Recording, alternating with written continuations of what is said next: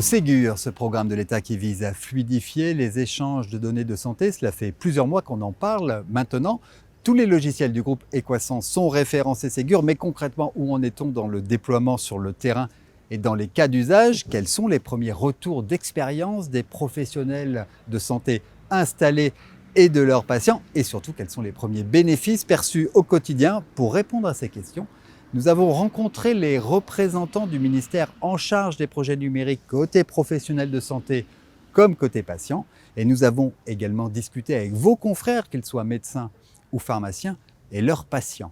Avant de commencer cette vidéo, si vous souhaitez évaluer votre installation Ségur ou votre niveau d'utilisation des services Ségur, vous pouvez suivre le quiz que nous avons préparé pour vous, dont le lien se trouve sous cette vidéo. Commençons par un premier bilan des installations des logiciels en ville.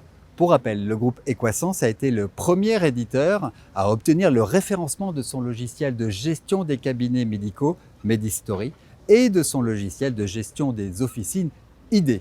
Deux chiffres qui montrent l'avance prise par les professionnels de santé qui ont choisi de travailler avec le groupe Equasens. Tout d'abord, sur les 6500 pharmacies aujourd'hui en France installées Ségur, la quasi-totalité est équipée du logiciel ID.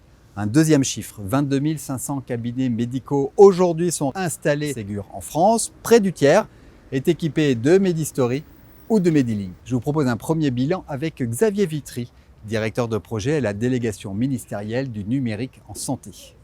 D'abord, c'est un regard très satisfait sur la coopération et le travail coopératif qui a été mené, d'un côté avec l'ensemble des représentants des éditeurs, les éditeurs eux-mêmes qui ont beaucoup contribué à ce travail, l'ensemble des professionnels de santé également qui ont été très impliqués dans la définition des groupes de travail, de toutes les exigences qui ont été posées pour expliquer tout ça, pour débattre aussi d'un certain nombre de fonctionnalités qu'on souhaitait implémenter, pour nous aider à affiner un certain nombre de propositions. Mais globalement, on a quand même, pour les retours que je peux avoir personnellement en tout cas, des retours plutôt positifs sur les intentions, sur des attentes, notamment sur la fluidité, la sécurisation de la circulation de la donnée de santé des patients, l'interprofessionnalité.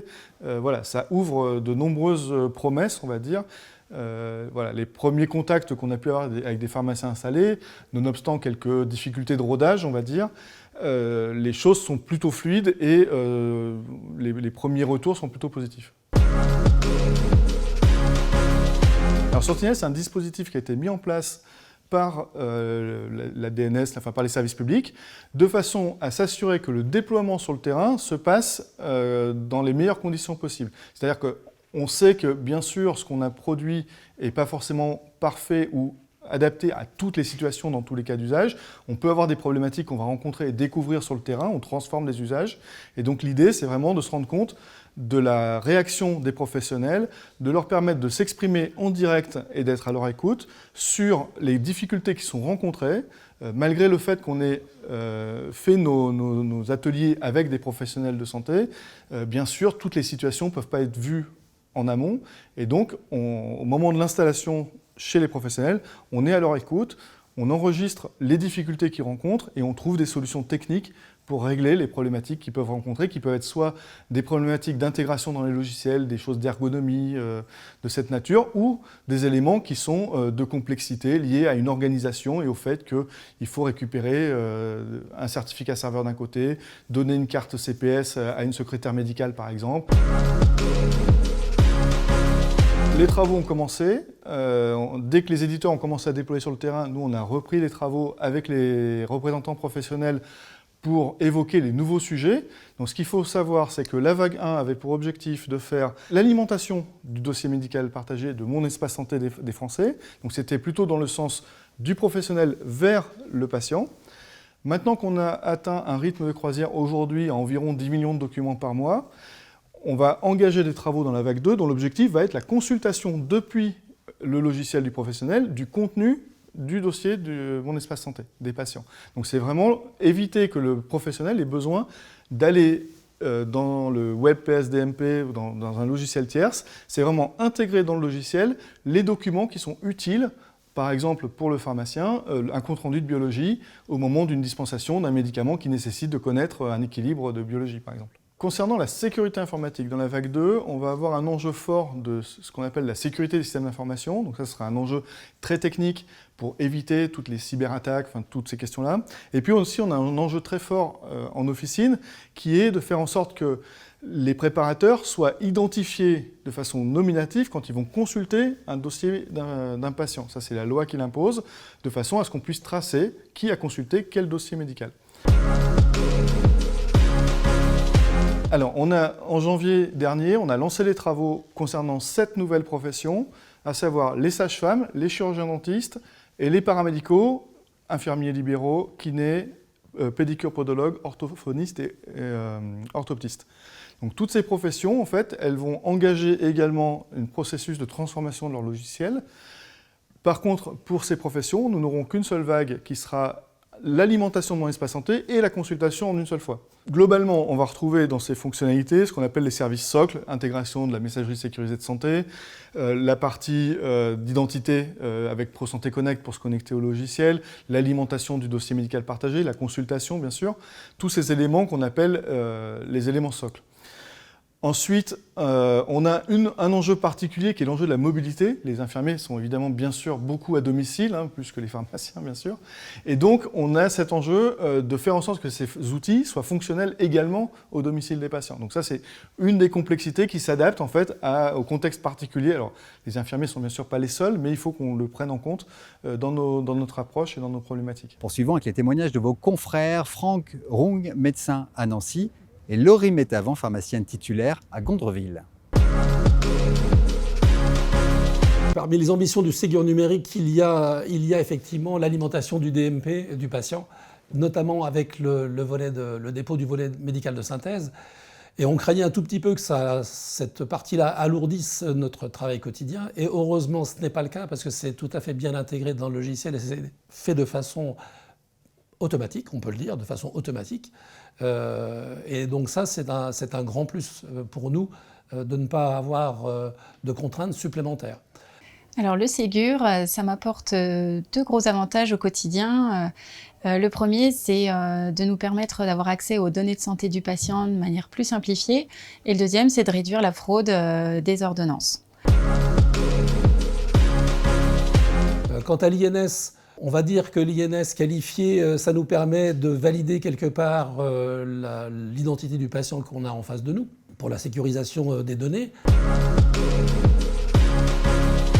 L'ordonnance numérique, c'est un top. Elle nous permet d'améliorer notre communication avec le médecin grâce au rapprochement qu'on fait en fin de facturation.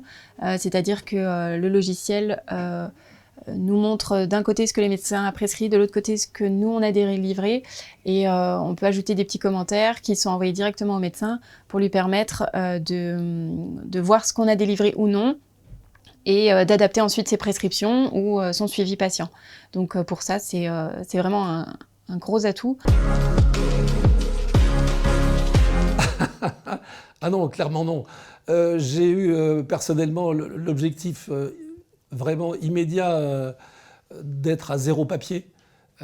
C'est absolument une évidence au quotidien. Je veux dire, imaginez un tout petit peu comment ça se passait, peut-être que ça se passe encore d'ailleurs toujours, d'avoir différents documents dans les tiroirs, la biologie quelque part, les courriers dans un autre endroit. Non, c'est évident que passer au numérique est un gain de temps et surtout aussi, je veux dire, pour la sécurité du patient, c'est fondamental.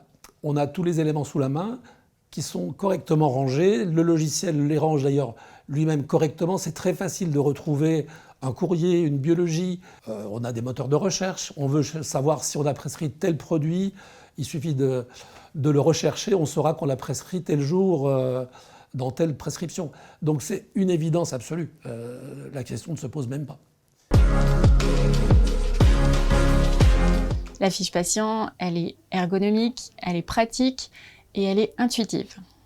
La fiche patient, c'est le tableau de bord de suivi du patient. Ça nous permet d'accéder au même endroit à toutes les données du patient pour arriver jusqu'à la fin de la facturation. Eh ben, je recommande vivement à mes patients d'ouvrir leur espace santé. C'est que du bonus pour eux puisque ça regroupe toutes leurs données patients. Ça permet une meilleure prise en charge au global par tous les professionnels de santé qu'ils consultent. Tout ça de manière très sécurisée puisque chaque accès à leur dossier est tracé et chaque action est aussi tracée. L'espace numérique de santé, c'est le dossier patient numérique, c'est ce qu'on appelle le volet patient du Ségur. 70 millions de documents ont à date été versés dans l'espace numérique de santé des patients. Cela fait près de 10 millions de documents qui chaque mois sont versés dans cet espace. L'éclairage du ministère avec Claire Vigier. Un mot? C'est difficile. Mon espace santé, c'est le nouveau carnet de santé numérique des Français qui est accessible à tous depuis fin janvier de l'année dernière, donc fin janvier 2022. Et aujourd'hui, pour résumer de manière assez simple, mon espace santé, c'est, on va dire, vraiment 4 grandes fonctionnalités. Donc, c'est un dossier médical où, en tant qu'usager, on peut retrouver l'intégralité de ces documents de santé qui sont envoyés par un professionnel de santé qu'on vient de consulter, ou soi-même qu'on veuille ajouter, notamment son historique. On a retrouvé un ancien compte-rendu d'hospitalisation. Il y a toute une partie autour du profil médical où on peut saisir notamment quelques informations sur ses antécédents, ses traitements actuels, ses allergies. Finalement, c'est souvent les 5 premières minutes d'une consultation qui sont très utiles, notamment dans une prise en charge en cas d'urgence, mais aussi dans d'autres cas de figure. C'est une nouveauté, c'est la messagerie sécurisée de santé, qui permet notamment d'échanger avec des professionnels de santé de manière sécurisée. Alors, je pense que le premier point, c'est déjà de se dire, demain, on aura enfin, nous, en tant que patients, nos données de santé. D'autant plus qu'elles seront à un endroit unique, qui est sécurisé, ce qui nous permettra, déjà, il y a un sujet autour de la charge mentale, d'éviter de plus savoir où se trouve notre ordonnance. Il y a un deuxième sujet, du coup, c'est vraiment favoriser l'accès aux différents professionnels de santé qui me prennent en charge. Donc, ça permettra vraiment de favoriser la coordination des soins, la prise en charge, notamment quand on est dans des parcours plus ou moins complexes, et de fluidifier mes interactions avec mes professionnels de santé. Et aussi, on y travaille, il y a tout un enjeu autour d'en faire un vrai outil de prévention pour m'aider à finalement mieux gérer ma santé, à mieux anticiper ce qui est important pour être en bonne santé. C'est assez variable, mais du coup, dans le secteur hospitalier qui tient la tête aujourd'hui, qui est le plus gros alimenteur, là, si on prend le mois d'avril, on avait plus de 5 millions de documents versés par des établissements. C'est donc beaucoup les documents de sortie, les lettres de liaison, les ordonnances, les comptes rendus opératoires. Côté médecine de ville, c'est les ordonnances, les volets de synthèse médicale. Et bien évidemment, les biologistes qui étaient historiquement engagés, donc eux versent énormément de comptes rendus d'analyse biologique. Alors, j'en vois plusieurs. Donc, on a un premier sujet qui est vraiment de se dire, déjà, je peux accéder à l'historique de mes patients. Donc, on a des patients qu'on connaît depuis longtemps, mais il y en a énormément on a quand même énormément de patients qui finalement n'ont pas de médecin traitant. Donc, il y a un vrai enjeu autour d'accéder à un historique qui permet de mieux prendre en charge, éviter la redondance des actes. C'est un cas très courant, on en discute très régulièrement, que ce soit aux urgences, mais aussi en ville, d'éviter de refaire des examens qui ont pu être prescrits parce qu'on n'arrive pas à remettre la main sur la biologie. On a un vrai sujet autour de la coordination. Aujourd'hui, c'est compliqué de partager l'information à ses pairs. Donc, ça facilitera vraiment la coordination entre les professionnels. Et il y aura aussi un enjeu autour de faciliter finalement la communication avec les patients avec de nouveaux moyens sécurisés. Ça, il y a un vrai enjeu aussi autour de la sécurisation du parcours et des différentes données de santé qu'on peut aujourd'hui partager. Alors, s'agissant des pharmaciens, si je dois prendre 3 cas d'usage très concrets, donc, le premier, c'est autour de la vaccination. Aujourd'hui, les pharmaciens, ils ont un rôle croissant dans la vaccination. Ils pourront très facilement saisir la note de vaccination dans leur logiciel métier, ce qui va alimenter en temps réel le carnet de vaccination de mon espace santé. Il y a un deuxième cas d'usage, c'est de sécuriser finalement le circuit d'envoi d'une ordonnance. C'est-à-dire vraiment en 2 clics, on permet à un patient d'envoyer la messagerie sécurisée de santé d'une pharmacie qu'il connaît déjà, une ordonnance qu'il a reçue par son médecin. Et donc ça permettra d'anticiper dans des cas de dispensation complexe, en amont de la venue ou si jamais il y a des ruptures. Et le troisième cas d'usage, il peut y avoir des besoins de consultation, par exemple, du dossier médical du patient, en complément de ce qui peut exister dans le dossier pharmaceutique, de vouloir vérifier les résultats d'une biologie, par exemple, pour pouvoir adapter un traitement qui est dispensé au niveau du comptoir. On le voit, les pratiques numériques se développent, elles prennent place naturellement sur le terrain. Les professionnels de santé sont satisfaits des premiers développements, ils sont surtout satisfaits de leur intégration dans leur logiciel Equasens. Le dernier volet de cette émission est consacré aux patients. Nous allons retrouver Émilie, une utilisatrice de Mon Espace Santé, le réceptacle de ces documents versés par les professionnels de santé. Alors, j'ai téléchargé Mon Espace Santé, donc qui est une application, car elle peut regrouper en fait de nombreuses données de santé. Donc c'est très intéressant. Donc on peut retrouver notamment tout ce qui est historique des différents actes réalisés par des médecins, des spécialistes, l'historique des vaccinations. On peut même retrouver des dates. Donc ça c'est intéressant si on veut savoir quand on a été vacciné. On peut retrouver des historiques de délivrance. Moi, j'utilise alors notamment deux services. Déjà, tout d'abord, les documents, parce que moi, c'est surtout parce que j'avais une vaccination à réaliser que du coup, j'ai été sur Mon Espace Santé. Donc, ça m'a permis directement de trouver l'ordonnance que m'avait fait mon médecin pour ma vaccination. Donc voilà. Et en même temps, j'ai pu voir qu'il y avait tous mes certificats de vaccination. En 3 mots, si je devais définir cette application, je dirais déjà la sécurité, parce que forcément c'est des données de santé, donc on a envie que ce soit sécurisé quand même. La deuxième, je dirais la coordination des soins, parce que ça permet de regrouper toutes les données de santé au même endroit, donc pour les différents professionnels de santé, c'est vraiment très pratique. Et la troisième, je dirais tout simplement complet, parce qu'on peut retrouver vraiment toutes les données de santé. Donc Mon Espace Santé, c'est sécurisé, complet, et pour une meilleure coordination des soins. Merci de nous avoir suivis. Pour en savoir plus sur le déploiement du Ségur dans votre établissement, dans votre officine ou dans votre cabinet, pour en savoir plus sur l'utilisation des fonctionnalités et des nouveautés logicielles associées, je vous invite à cliquer sur le lien